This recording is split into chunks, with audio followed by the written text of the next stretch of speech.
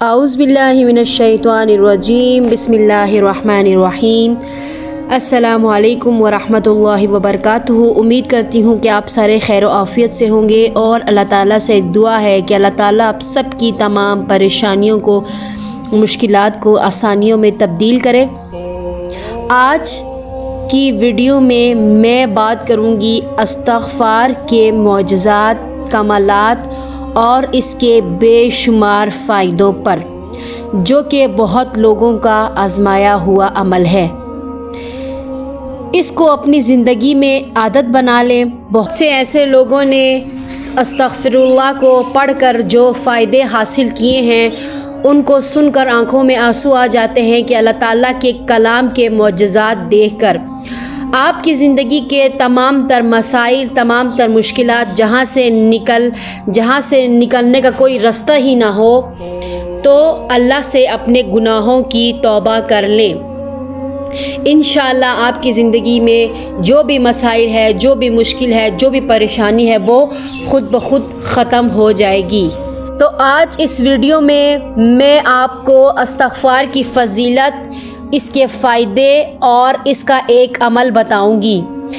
اجازت کے لیے چینل کو سبسکرائب کیجیے گا، ویڈیو کو لائک کیجیے گا، اور مزید اس طرح کی ویڈیوز حاصل کرنے کے لیے بیل آئیکن کا بٹن ضرور پریس کیجیے گا۔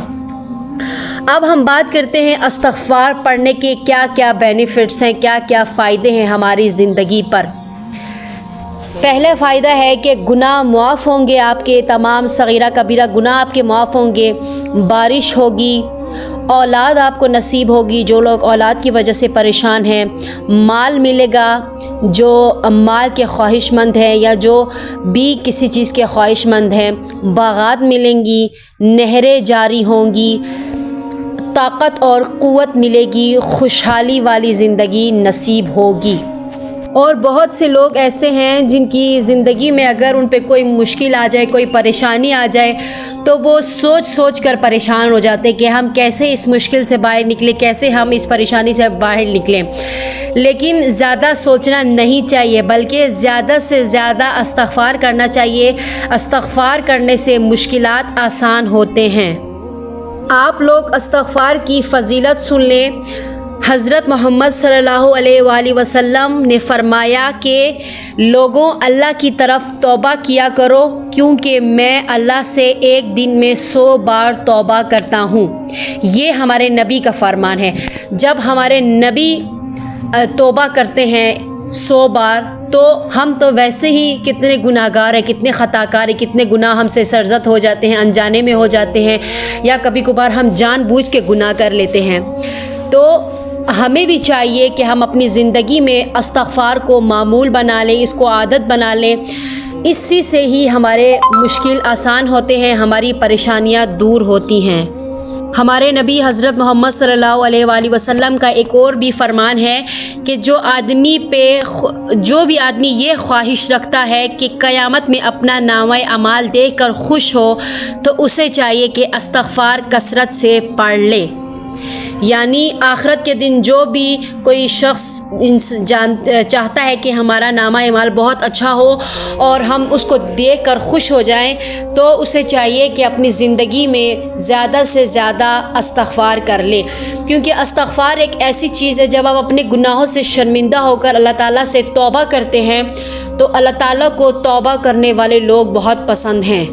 اس طرح توبہ کرنے سے آپ کی مشکل، آپ کی پریشانی خود بخود ہی ختم ہو جائے گی۔ اور جو شخص جمعے کے دن فجر کی نماز کے بعد استغفار پڑھے گا، اس کے تمام گناہ بخش دیے جائیں گے، اگرچہ سمندر کے جھاگ سے بھی زیادہ اس کے گناہ ہوں۔ یعنی اس قدر توبہ کی، اس قدر استغفار کی فضیلت ہے۔ آپ کی حاجت ہے، جو بھی آپ پہ مشکل ہے، آپ کے مسائل ہیں، گھریلو ہیں، ملازمت کے حوالے سے ہیں، شادی کے حوالے سے ہیں، آپ کے بند تالے کھل جائیں گے اس عمل سے۔ استغفار کی تنگیاں آپ کی دور ہو جائیں گی، اللہ تعالیٰ آپ سے راضی ہو جائیں گے۔ یعنی استغفار کو جب کثرت سے پڑھیں گے، توبہ کریں گے، تو توبہ کرنے والے لوگ ویسے بھی اللہ کو بہت پسند ہے۔ جب اللہ آپ سے راضی ہو جاتا ہے، تو آپ کی مشکل، آپ کی پریشانی خود بخود ہی اللہ دور کر دیتا ہے، آپ کے حالات بہتر ہو جاتے ہیں۔ ابن ماجہ میں ہے کہ مبارکباد ہے اس شخص کے لیے جس کے نامہ اعمال میں استغفار زیادہ ہو۔ اللہ تعالیٰ کا وعدہ ہے، اللہ نے خود وعدہ فرمایا ہے کہ جو کوئی بھی پابندی سے استغفار کرے گا اور اسے ہر غم اور تکلیف سے نجات دے گا۔ یہ اللہ کا خود کا وعدہ ہے۔ ہر تنگی سے نکلنے کا راستہ پیدا فرمائیں گے اور اسے ایسی جگہ سے رزق دے گا جہاں سے اسے وہم و گمان بھی نہ ہوگا۔ ذکر استغفر اللہ وہ واحد عمل ہے جس سے اللہ کی رحمتوں کے دروازے اس شخص کے لیے ہمیشہ کے لیے کھل جاتے ہیں۔ آپ لوگوں نے اس عمل کو، ذکر استغفر اللہ کو، اس کو دل کی کیفیت سے پڑھنا ہے، اپنے گناہوں پر ندامت کے طریقے سے آپ لوگوں نے اس کو پڑھنا ہے کہ آپ اللہ تعالیٰ کے حضور کھڑے ہیں اور اپنے تمام تر گناہوں کی معافی مانگ رہے ہیں۔ ذکر استغفر اللہ کی اس قدر فضیلت ہے کہ پڑھنے والے پر اللہ تعالیٰ کے نعمتوں کی بارش ہوتی ہے۔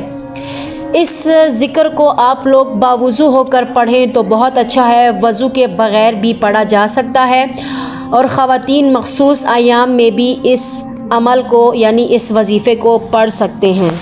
استغفر اللہ کے اس قدر بڑے بڑے معجزات ہیں، اس قدر بڑے بڑے لوگوں کی زندگی میں رونما ہوئے ہیں اس کے معجزات کہ لوگ خود اپنے منہ سے بتاتے ہیں کہ استغفر اللہ پڑھنے سے ان کی زندگی پر کیسے کیسے معجزات ہوئے ہیں۔